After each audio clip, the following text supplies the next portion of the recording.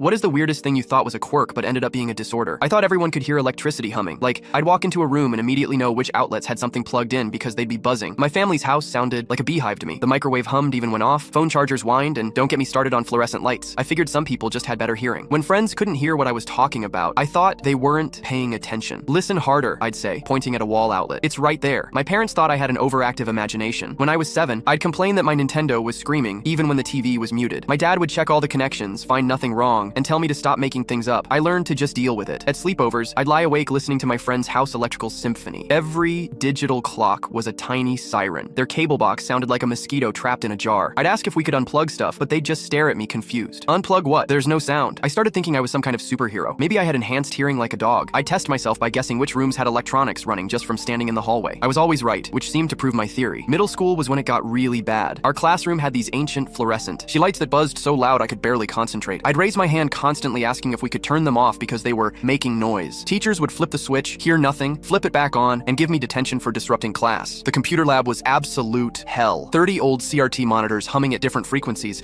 created this chaotic electrical orchestra in my head. I'd finish my assignments as fast as possible and ask to go to the nurse, claiming headaches. Because that's what they were. The constant buzzing gave me splitting headaches that lasted for hours. I started carrying tissues to stuff in my ears. Friends thought I was trying to ignore them, but I was just trying to muffle the electrical screaming that followed me everywhere. Movie theaters were nightmares. The projection equipment sounded like a jet engine to me, but everyone else seemed fine. High school brought new torture devices. The school got upgraded with smart boards in every classroom. These things emitted this high-pitched whine that made my teeth hurt. I'd sit in the back corner as far from the board as possible, but there was no escaping it. I developed this weird habit of mapping out buildings by their electrical noise. I could tell you exactly where every outlet, light switch, and plugged-in device was just by walking through once. My friends thought it was a party trick, but it was really just survival. Shopping became impossible. Best Buy felt like walking into a stadium full of screaming fans. Target's fluorescent lights created this wall of sound that followed me down every aisle. I'd have to cover my ears and speed walk through stores while my family shopped normally around me. The absolute worst was staying overnight at hospitals when my grandma was sick. Every machine beeped, hummed, or buzzed at different frequencies. Heart monitors, IV drips, even the digital thermometers created this symphony of medical noise that kept me awake for days. I started avoiding places entirely. No more electronic stores, no more staying late at school, no more sleepovers at friends' houses with lots of gadgets. My social life disappeared because I couldn't handle the constant electrical assault on my ears. School counselors suggested I had anxiety or ADHD. They couldn't understand why a normal environment was so overwhelming for me. I started thinking maybe I was just broken somehow. In college, my roommate caught me unplugging everything before bed. "Why are you doing that?" she asked. I explained about the noise keeping me awake. She stared at me for a long moment, then said, "Dude, there's no noise. That's not normal." One doctor's visit and hearing test later. I have hyperacusis and mild tinnitus. My brain processes electrical frequencies that most people filter out completely. Now I wear special earplugs and finally understand why everyone thought I was weird for hearing things that weren't there.